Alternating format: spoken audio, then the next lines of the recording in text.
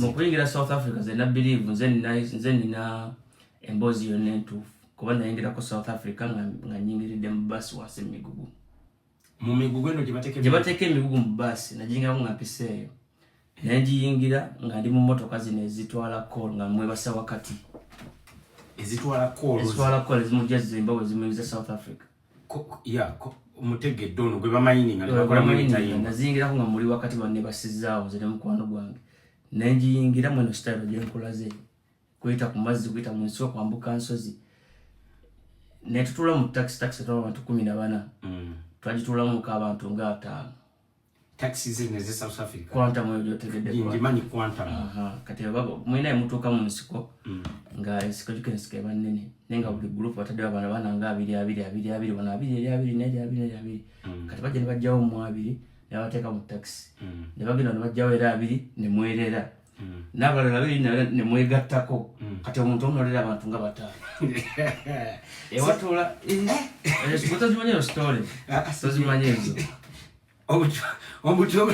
nalira abantu nolira omuntu omu entebe mutulako abantu 4 kati babeera abana mutulawo 10 kati mutulawo 10 buli atudde nalira abantu 5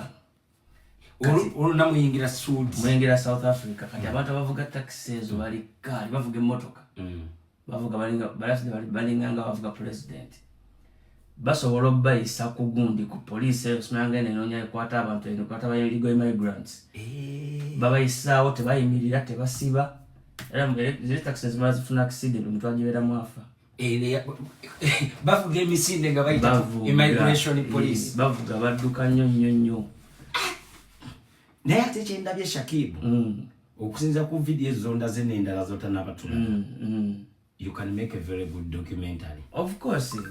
when was choosing obutanyumya nga omuntu agenda kujajinga bulala.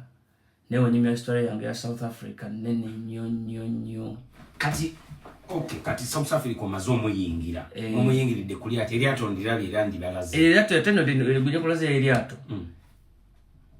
Ene eryato ene kwatagana taxi kwata eto wemala kusumuza ne kusula side eri. Mwena so ze mwambuka ne muga mu nsiko taxi wezibajja. Kate waliwo eyagundi eyokuyingirira mu bitrela bya call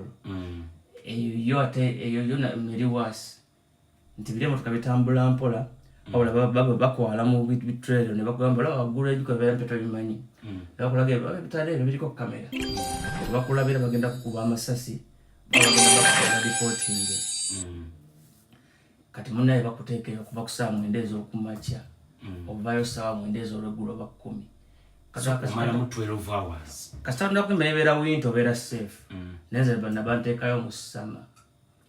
Omusana egumbyo kya. Nentu yana entyo nezikola kati ngomusajja yavuga trailer agira najja n'amazzi. Nayiwa ku kitundu baali nabanga ayira kolo. Kumba ayiranze esobola kulinga omubiri. Siveyo natidde da bagenda kunkwata abantu kuba masasi. Era nayingira South Africa. Ndalaba ngo bugagamba maze.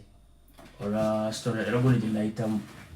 Oyingira South Africa otukira mu kibuga ki wonayingira bwenti just nga okusala osazi border nangamba kati muveyo tuyingide South Africa nungi engudo nungi nalaba nga obugaggambo maze kuba nalaba nga mukatanda amboneleze ekimala mbonye ekimala okuyingira South Africa nendaba nga nalya nyingidde sente kumbe gyenyingira tandika butandisa obulamu eno ena Katonda yali akugezesa otandika butandisi natukira mu kibuga bakiyita Pretoria West. Pretoria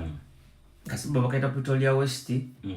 mu kifo ekiyitibwa West Park waliyo omuganda wange bamuyita Basi Sonko yaliyo ng'avuga ng'abasomba atambuza asengula abantu avuga zibaki baki ye pick up ng'avuga zibik up atambuza abantu watyo so muganda ngayo nandi saving naye bwe yandi saving era bambi bulamu tebwali bulungi nga nalumuyemu ataberawo ne mukazi we kati nga natuba nga tungatwala wansi ze negwengenze naye nga tubeerawo nate ne batugamba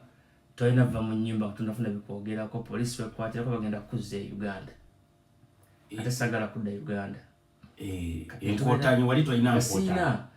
kati ne mala omwezi nga mulamba nga tubeera mu nyumba tutambula paka twabuza tujjawo ebitwogerako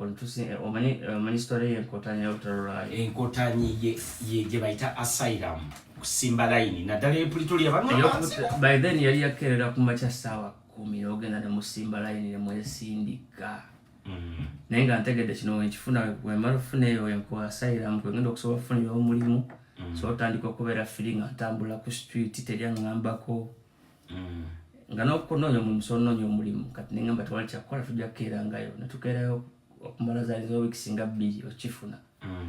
paka ng'olina okulimba ate simanyanga nze bannoonya Uganda tuyite kungulu ekipapula bamala ne bakikuwa yabakimpa era nembeera kya myezi 3 oba 6 kyali kya myezi gyali 3 ekisooka kyali kyesatu nga kipapula ki F4 bwekiti ekinene F4 yennyini neŋŋendera nnoonya omulimu nengufuna gwali gwakola mu ddwaliro nga nze mpanga eddagala bano bakasitoma bajja ne bagamba njagala Panado nga mumanyi jjukira wawangaala n'omusawo noba toli musawo oyiga musawo byakola era omwera eddwaliro nayigiramu okujjanjaba kyogamba kati tukuyite Dr. Shakib nze nayita dokita kubanga buli kimu buli bulwadde nali maze obuyiga njiza okujjanjaba naye nga sina mpapula naye nga ebbanga linamala mugundi eyo nali maze obuyiga so ngenda okulaba sente ze bampa nga sente zaali ntini kati nga ate balina olugezigezi olina sibala kulokinga in kulokinga out otakulokinga in oba okoze olunaku lulamba nga tokulokinze in bakubala nga atakoze kati abalina okumpa sente zange nga mutuufu nkola nnyo muyindi katukola ddala ly'abayindi katukola nnyo muyindi taganya yadde kuwumbula naye tolina kyakukola akiri okwata akagoye kaneeno n'okuba n'ofuna byosiimuula dde bitukula omuyindi afanga tokoledde muyindi mb'otulemu kati okoze buli kimu okimaze mangu si ku muyindi omuyindi tayagalya ddala kulaba muntu ng'ayimidde atudde omuyindi okutuula mb'omaze okukola mb'otuule kapu at least oddamu n'olongoosa ebintu bitukula byewalongoosezza edda bampitanga haji nga bakozesa haji ekyanyiza ali kukwegoba batema sente zange olwokubanga sakulokinga ini ne bampa ntini ekyokubiri nalwala ekifuba nga nkola mu ddwaliro factory namba wallahi omuyindi yagaana okumpa eddagala ery'obwereere nga yagala ndigule kyenakola nenzira nange nenzira mu masaayi kamera westandabira nenkaasa nenkanya nenkasindika wansi w'agameeza wabba coffee syrup nenginywa nemala nembisuula eyo wansi then month end weyatuuka nemampa sente zange nemampa warning letter nentunula bosi wange masanogamba omampadde yabwerere kuba nange sidda mulimu gwantamaatamadda guno bakuwa warning letter bosi bampa warning letter nga byantamadda n'omugamba ongobe nenze n'otandikimpadde mbadde ngenda so akubeeramu no bogasi jukira eri abaganda abayaaye abafuna essente kati gwova ero ngaowakakanyona kulamba okukola nojja olina landi 10 emitwalo 2 ye olugolo 10 lwoyina akasuka ati bano ab'oku street abaali banga bo balina essente nga balaba golifala oli mukukola nga nebuzajja no bakola batya ssente paka waliwo omusajja alinganga yali mukwano gwa mama wange Uganda nga nali simumanyi namwegere South Africa era nagyoli Musa big up on yourself Musa abeeranga Malaba Stadi musajja oyo munaye nga kuva dda ndi muno obuganzi mu bantu nga njagala nnyo nga ngamba gwegenda tutambulanga naawe era avuga BMW yali gestring yali E90 gestring yali abe munenga nteeka ku mutto nga ntambula naye yadde natudde eri naye nga era nenga sente zinali nfuna eri ku mulimu wembeera nono nzifuna ate nga sikoze just kubeera bubeezi nabo akwokyawo ebitabo bityo nga maliza nzifunye nakuyiga mirimu gyanjawulo okubeerawo olina okukola bwoti ne bwoti so nenzira mu bulamu bwe butyo ne bwe butyo owezizza omwaka oba tegunnawera gukyali myezi ndowooza nga 4 5 6 kati ngenda okulaba byendimu nnyo naye byamasanyu naye nga nakyemuyizeeko naye nga basinga neyawula ku musajja ono ku musa ono kyemuyizeeko nange nakikolere mu kitundu ekirala kigenda kumakingira sense n'omukulu gwe nayita omusajja gwe nayitiramu byenjize mubitiramu byenalenjize neyewayo okunteeka mu capital nanteekamu sente nanzijja ku kibuga mwe natuukira nantwala mu kyalo bayitayo Appington Eastern Cape. Yali Northern Cape kati Appington yali ludda yali Eastern Cape yena wali East London eyo gye nagenda mu Eastern Cape mu bakontoze bakosa waliyo okusinga baliwo bagundi bakaladi balangi okay munaire ngendeyo tugendeyo mu balangi netandika nenkola naye nga ate bwenkola kati nkolerera ono sente zibaleeta ono yafunamu mukama wange eyantwala tukole tufune nga ate yafuna nze sifuna tambu simanyi nakumanya mbu yafunye nkutegedde kabagezi kakati then kye nakola manyi mbuuka mangu nemweyawulako nemweyawulako nabonaabona liki awo South Africa omutuufu nyumeza mu kubona omusajja oyo yuka yali ampadde ew'okusula yanze gye mmanyi bantu gye mbadde mmanyi kapite mu kyalo wala nnyo nnyo nte mweyawuddeko kati mu kumweyawulako nali nsula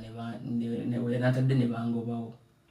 nefuna ekiyumba kye nasulamu nga tekirina mabaati yuka yali winter ogimanyi empewo erengere gyekuba South Africa nze winter South Africa yamaanyi nnyo eringa ya Europe wenasinga lowooza strugglingireawo mu South Africa nali nga nsula nali nifunye ekyumba mwensula nga mbeeramu n'aba Nigeria Nigeria bakitundirengamu kokaini tebakisulamu naye nga batereka kokaini wa bamuteekamu sealing we bati kokaini naye nga mbeera nabo naye nga simanyi batunda kokaini kati nefuna ekiyumba ekyo nga mulimu obuliri bulungi naye nga bunnyogoga leki nga temuyiyita ate nga tekuli mabaati kiri kyali kifulukwa kiri kyali kifulukwa ekyumba nga kiri abandoned kiri awo kati munaye nga kyembeeramu ekiyumba ekyo empewo yakufuuwa kati munaye ekiyumba ekyo nga otambula dakika nga 5 waliwo kirabu naye kirabu ziri nga zigalawo saawa 8 gwekiro kati era kinegomba nga kirabu okusinga obuliri nga obudde bwe buziba neraliikitandika okweraliikira omutima gunkuba kati nga ngenda mu kirabu nembeera mu kirabu ojuka yali winter nga kirabu ebeera ebuguma bulungi nnyo ngaetteeka nga bunda kunobeera mu kirabu tavani oyogedde bulungi mu kitavani ky'okukyalo babiyita bitavani nga bonabe akabala k'okukyalo kati nga n'okubeera mu tavani eyo wemba nga agivudde mu tavani ngende ewaka nga nkaba amaziga kunawuza nga gye ngenda ningagenda mu geyeena nga mbeera mbuliri buli eri naye nga nkaaba nga kitanda mwekiri blanket mweri naye nga binyoga nga fridge kati nga mbiyingiramu naye nga seebaka mbeera mu kababu kaabi ndowooza ne skin yali etandise emimwa gyali gyabise nali sinabika mimwa okumanya ganda struggle yali y'amaanyi KFC by then yali yalandi ago omwaka gwenjogera kugulindoza 2013 or 2012 gwe wajja late kwanza unali olwedde jinji kati awo mu bbanga eryo KFC yali yalandi 2 naye landi 2 z'emitwalo za Uganda zalinga ameka by then gwalinga ndowooza nga 15 naye nkulayirira obukyesinga okugomba mu bulamu bwange nkwata sente negulirayo KFC njiri nemmala emyezi nga 3 kwena nga siryanga ku KFC naye nga ngyegomba streetwise too nga woojogedde ne kamashigurave ne paapu oyo paapu nga mbyegomba eyakawunga paapu munaye nga sisobola nga sibiryanga kuba kubira Phantom kakati nemmala kankusanya gunkwata nenfuna omusajja bamuyitanga Joero kati Joero oyo yalina omukazi mukaladi naye nga balaba ndi mukozi naye nga sente zigaanye Joero nagamba mukazi we omwana ono okuva nolwaliro mu muzadde buli wajja wano mu winto olweggulo muwe chai atabula atekemu kakofi amekisinga kachokolate bikyako kati nenga atuleko ne muddiiro paka wako agende yebake kati neddiiro lyabwe bali buguma bayinazi SC gundi yes era nga kati nesuka nentandika nenzijani nga ngenda olweggulo nenda bako film bya South Africa ku SBC generation ebyo nentabula kachai kati obuzibu ga time yokuvaawo nzire ewange nebake nga tokyafuna wadde land wadde ekikumi nga teringa n'emirimu gye janti okukola nagivaako byagaana sikyafuna n'omusajja nabimanyi yanziba ayika ayita nziba wali byali birowoozo byange kubanza kali nabyekolera ne bimbula empapula ziri eri waliwo ewabeera ennamba omanyiwo bulungi nagisalawo nempandiikawo eyange omanyi nasala okusala empapula ziri nasala olugano nendusalasala bwenti nga nokujuza eboxi ziri eri mpandiikawo namba yange nenga mpandisa peni nkutegedde imagine empapula zalinga zeebi kuba 25 emitwalo egi nenga sobola gisigirira ezikola empya nga nawandisa peni awo yitawo mangu bategedde baba bajja kuba bategedde kati munnaye abanigeria bali benabeeranga mu kifuruka nabo mbozi ndi sensitive naye kamalega njogedde benabeeranga nabo abanigeria bali batunda cocaine emisana twalinanga omuzannyo nga tukwata girasi zino ez'ebiri ebipipa black label byani nezituziteeka eri maaso netupanga ensawo y'amayinja nga tulina okukuba tuzaase nga bwegye emizannyo gyaffe munaye nga ndaba abantu bajja baba banigeria sente bagenda n'omunnyo kwanze nenefuula agenze mu kiyumba fuka kati mukufuka omunaja najja nga lokulaba akwata musiri nga ajjayo omunnyo awaka omusajja kati ninyo bamuwa sente weyavaayo nze ali mutoyi nengujjayo bwonna omunnyo nengenda emanju w'ekifulukwa nensimakanya speed nenguziika nenzirayo netuzanya kati baddamu okufuna bakasitoma nga wayiseewo essaawa ndowooza nga 4 bagenda okukebera omunnyo gwabwe gye gwali nga gukyaliyo nga teguliyo ne basooka bakola olutalo ne bajjayo amajambiya banajeera ne bajjayo amajambiya ne bakola olutalo waliwo baneba bannayuganda ne bakolako olutalo awo namanyira nti poliisi bonna woolaga poliisi eri corrupt era lwe namanya mbu kyenabye tigwali munnyo yali njaga yali cocaine abanigeria bayita babosi baabwe ababakozesa babosi baabwe ne bayita poliisi poliisi nejja nekwata bannayuganda baali 2 ne bagamba producing cocaine bw'abanigeria naye nga gundi nga nze tebakinsuubizamu muze namubbye olw'ensonga sibimanyi ekyokubiri bwedda nze nabo omuzannyo we wali mu maaso sinnavaawo sinnaseguka ekisookera ekirala nga ndi mwana muto nga tebansuubirizaamu yadde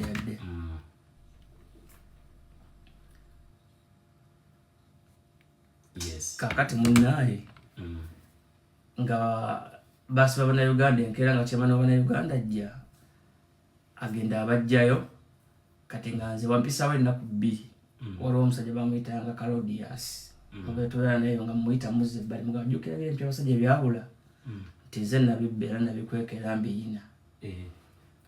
manaye omusajja aŋŋamba oli sure nti ye aŋŋamba tugenda kufuna kati sente yalinga half kilo kota oba kilo sijja kulimba sijjukira byali byenkanso nabungi bwabyo oba bbanga liseewo dda emyaka giri mu 10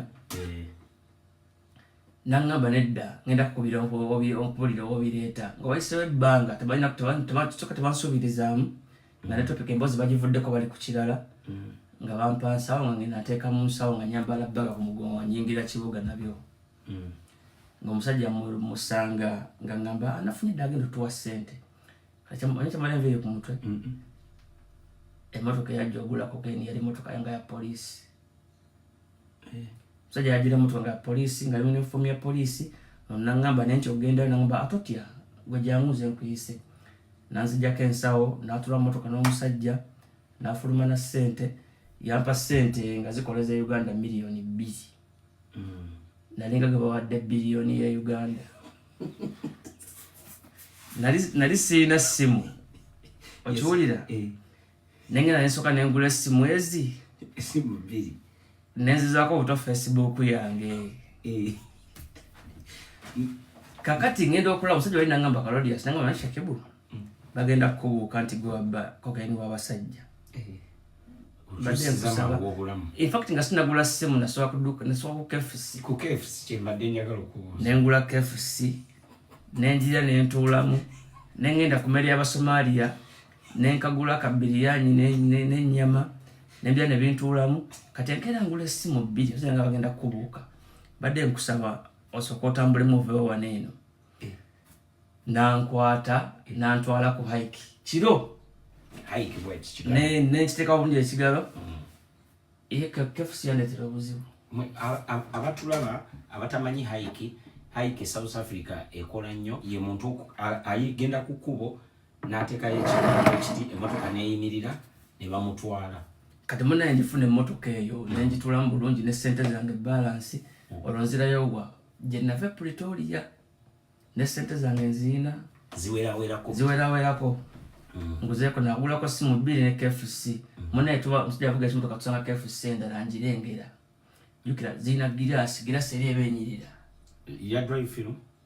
si drive through omulyango nga gagirasi olina okugulawo oyingire lwekyo banalikoma kikiri kinajjanduma nakuba omutwe ku girasi wakola otya najja nga nduma nga girasi nga sisaba girasi ndabapitawo buyisi girasi bagirongoseza bulungi ngenyirira lwekyo nakuba omutwe ku girasi apeta KFC nefa nesooka netula wansi wegirasi eyo nga omanye mbibisika tebansekerera nenvaawo nenekuŋŋanya mpola mpola nenzirayo mu kimotoka ky'omusajja wegamba omusajja ndabye KFC yimirira nenengule kumbe girasi weerigolooza olugi lugule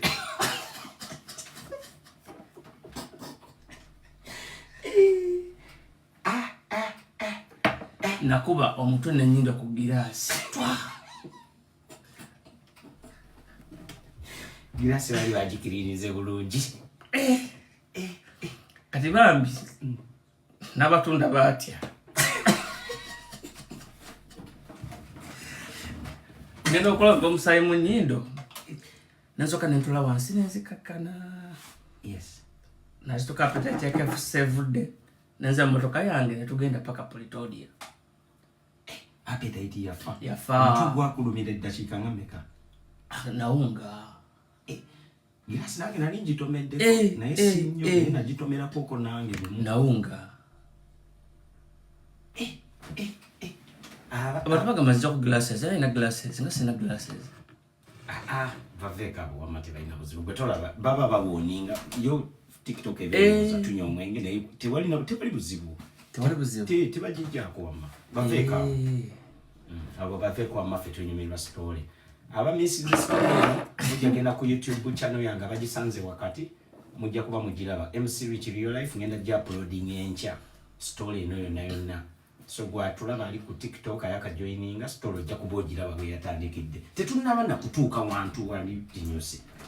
ekyo sijja tuukawo bingi bempisemu South Africa Rich kale tugende mu maaso tugendere mu kesi nenzira nenkomawo bute Pretoria gye watandikira kati n'abaganda bange baali babiri omu Adamu omulala Sonko Adam by then yali akolera Zari n'omugenzi naye nka Adamu yekalenga olavinga ku bulamu obulungi nga yeegombesa nga naye era si nnyo kati Adamu nga alina wasula walungi waliwo ne swimming pool era nkuwulira amaalo kati ngende wa Adamu osulayo alina ennyumba nga wala bazireze noyina swimming pool nagenda nempuga mu winter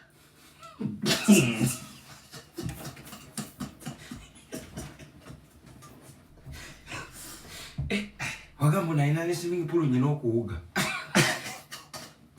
kyekyaliwo ng'oluwuga naba mu mazzi nga ntintima nga ninyanga zena omubiri ogufirizinze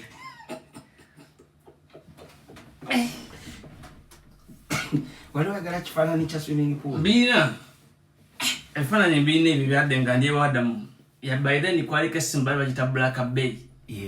okumanya byogera byadda awo tebalina Blackberry kati era kifaananyi nkirina selfie nga ndiwe nti ku swimming pool munaye nenvaamu nga ntintima nayo nenjiga nti tebawoga mu winter golwalaba amazzi nga gabbulu swimming pool kabbulu kanyirira nenkayingira nkanyowoga naye nenkagumira kati obuzibu nga mumaze obuga kavaamu tewalwala ndi musajja mugumu naye nalinga ng'eyalwala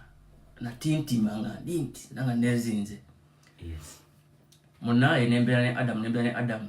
nagezako kumusabira omulimu. Omulimu nesigufuna kati ne tandika kwatagana by then waliwo mpano gwange eya amukubambangula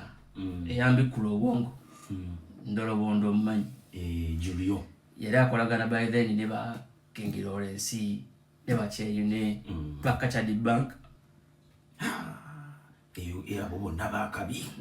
kati nga bakabi nenga bonna zinga bera South Africa nenga sibala bakon begomba bwegombi nange mbalabira ku media nga Kachadi Bank mulabira ku internet King Lawrence mulabira ku internet Cheyune mulabira ku internet. Yes, tobalabanga ko mimibio live. Sibalabanga kukulira ku nino dijembera toso akujjayo Pretoria West. Ngambera mbavu toso akujjayo. Atinga balina amanyi e Uganda. Nekati ngono Julius myaye wa kukyalo. Abera mbagagga, abera no wasimbavu. Kati wajja spirits zene ziconnectinga nezange. Nansima. Yalina akamotoka kali ka base by then. Nanteka ku mutto. Netuddamu kuzunga mu benzi deno ngenda okulaba antu tewa Kachadi Bank by then yali olwambutambula bulungi nnyo nenga sawa kifaananyi Kacha nga tekubya kifaananyi Kacha nga ntewe upuli obereyo mbaganda batunda chapati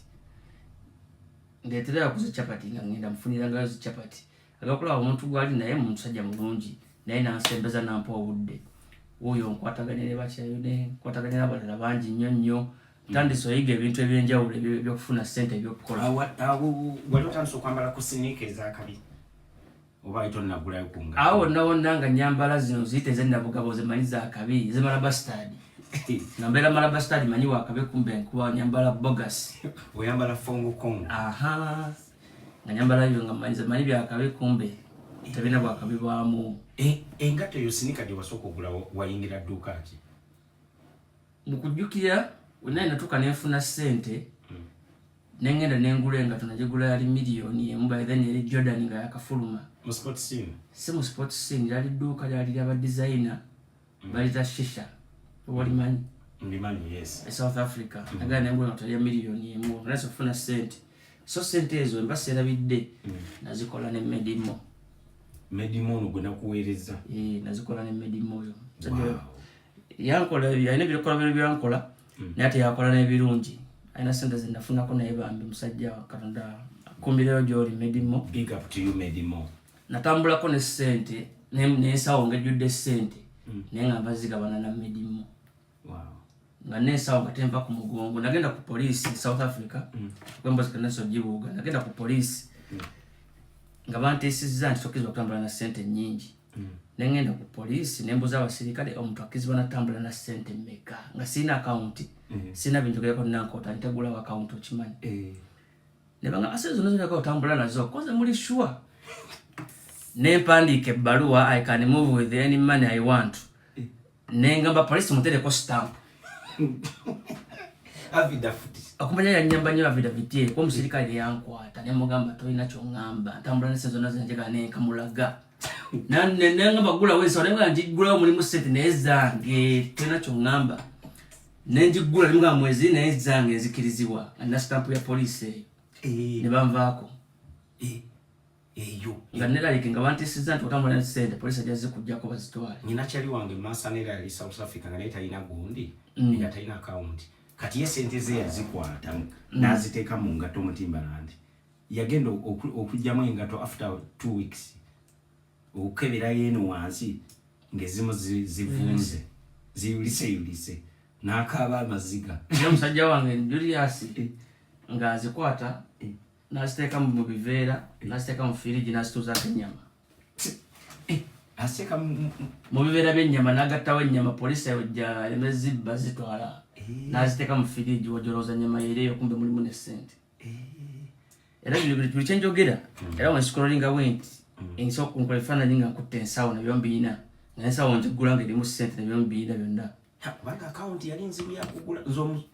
omukazi yasooka okunzigulirawo akawunti South Africa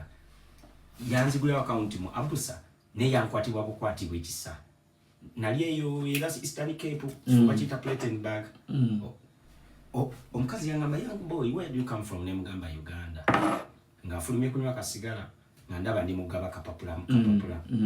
nangamba ukola kyeno biki ne munyonyola buli kimu nkyogera mazima nemugamba nali yagadde onyambe enzigula account nanzigulira account nga sina nnyo mpapula zikiriza gula account era no sabera ko nayo banga linabera mu mberezo zinabera sabera ko na account ngandise ntubana zo nenga obana zao nozikwata bando nga nenga toyina account kati tuke tude ku story eri ya kacho sinkana bakacha by then bayina mu nga omanyi obayina waliwo siru taramanyi bularamanyi ola waliwo kubisanya nyina asinga sente saidi ya kacha di banka neyo mugenzi Ivan Semwanga yes munayize mukisaje mu delegation nali upcoming kandi kaputandisibulamu chances ansula kusaidia ani ya kacha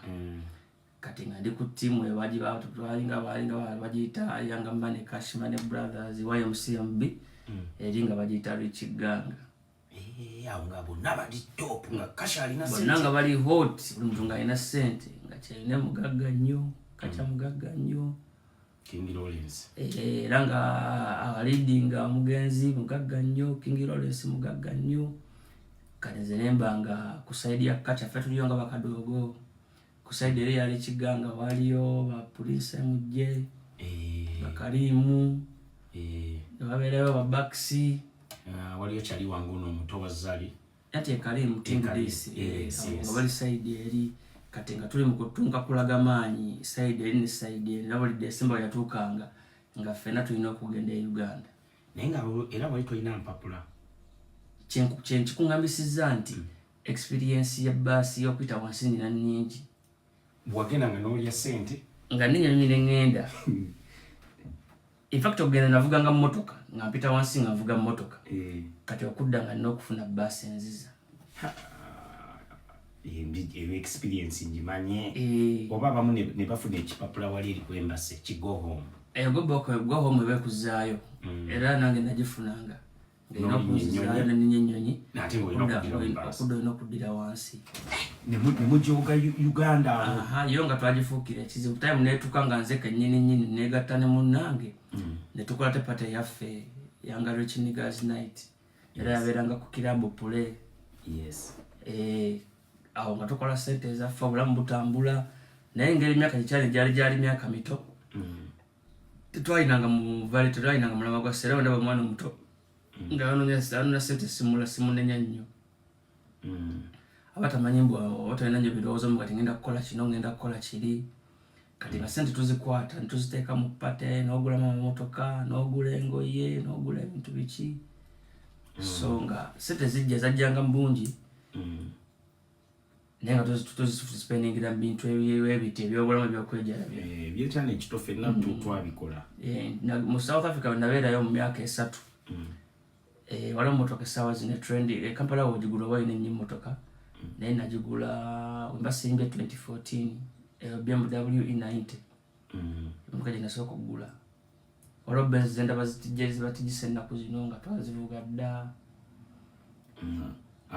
nga mutambula nnyo nejjuliyo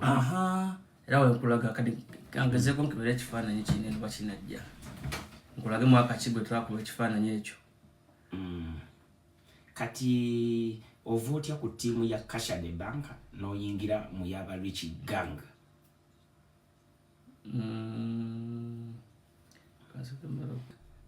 ate wasisinkana otya mukyala awo tukute mwaka kiguno eno 2015 ogana ogiraba ogiraba essaawa zino wendewo ogiraba essaawa zino ogisanga togitenda kati nagivuga myaka egyo ate iPhone terimbe omuliro omwaka ne date iyo yino emojina nasooka okugula emmotoka yange kanjirage waneeno that was your first car wow kati zinga biseero nagigulira eno nga ndaba si byamaanyi nga tufuna sente ziri crazy nga just kwambala na kuvuga bulungi motoka nungi netubeeramu nakola zipate olwo walina girlfriend by that time nali muyaye era nga mbeera n'abawala benjawulo ng'omuvubuka omulala yenna saayina mbu ninambu muno ali stable kati naye nga mukyala wo wali wamulaba dda nga simulabanga nagwa simanyi nti ndi musanga mukyala wo wali tomanyi nti oli musanga nga mpulira biwuli nga simulabanga obulamu bwange bwonna. Katso otunyumize mukyala wo Zali osooka ddi okumulabako obwoti kakati nkola nnyo interview nga njogera ku bya relationship ebyo so ennaku zino njagala nnyo okubya avoidinga nemibigendamu nnyo olw'ensonga buli muntu abifuna lulwe kati njagala mboozi eyo ndi avoiding nemibigendamu nnyo. Kati wulira Shakibu yenze president w'abawuulu nange njagala kuwasanga gwe wawasa so kino oba just kwogera uyita kungulu just eddakiika emu ekikazi ekyo tekyali kikwataganya nange gye namufuna mulaga oba oyagala nga president w'abawuulu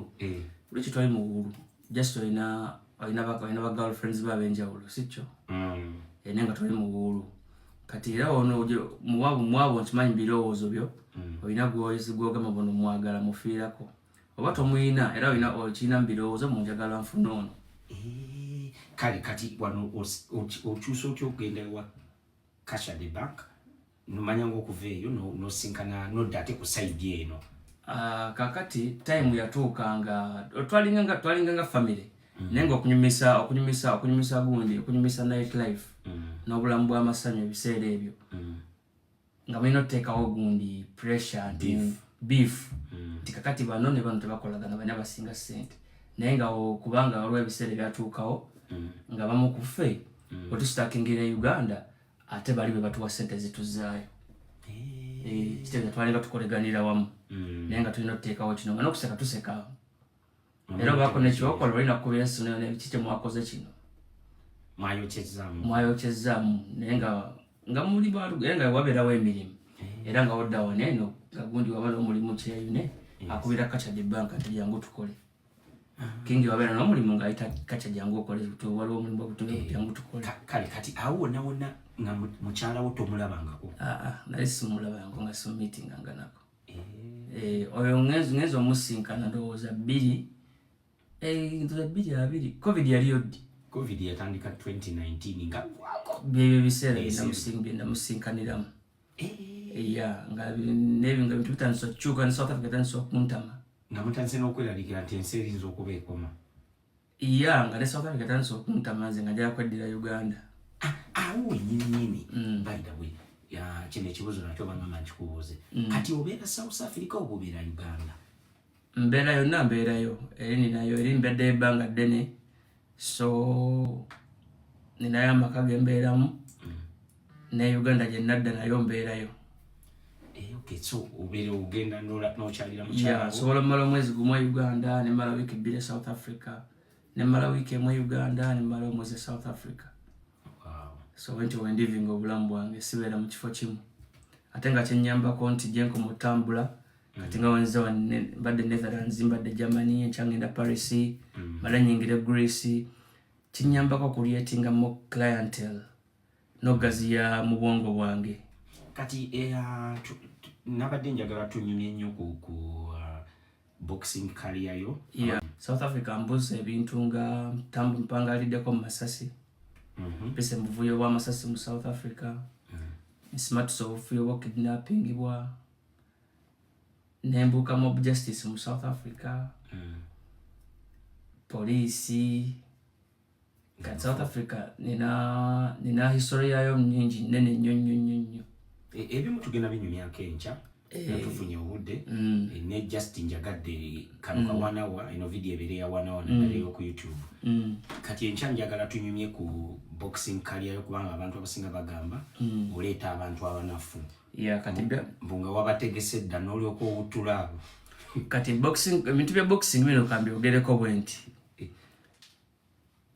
waliwo agambye nafaki ne Shakibu andabe